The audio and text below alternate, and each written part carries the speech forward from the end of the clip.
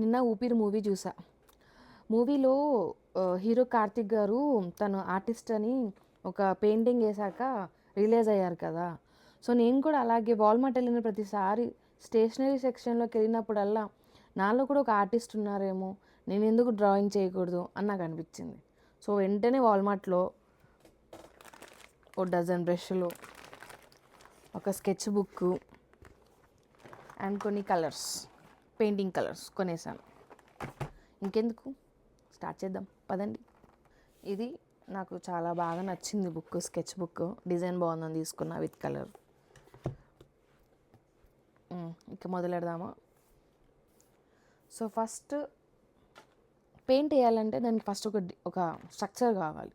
Okay, so ఆ structure కావాలంటే పెన్తో గీయాలి. గీసేద్దాం. ఏం గీద్దాం?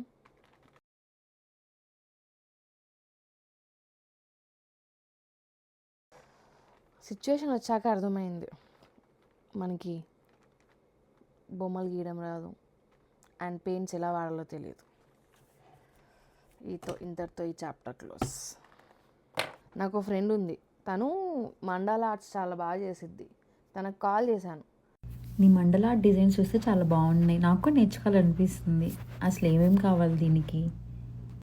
మండల ఆర్ట్ స్టార్ట్ చేయడానికి పెద్ద పెద్ద వస్తువులేం అవసరం లేదు మనకి, కానీ చిన్న టూల్స్ ఉంటే చాలు. అవేంటో చెప్పు, నాకు ట్రై చేయాలనిపిస్తుంది. ఫస్ట్ మనకి మండల ఆర్ట్ వేసే స్టిక్స్ కావాలి. ఇవి డాట్స్ పెట్టడానికి యూజ్ అవుతుంది. ఈ డాట్స్ వల్లే మనకి మండల డిజైన్ అనేది చాలా నీట్ గా సిమెట్రిక్ గా వస్తుంది.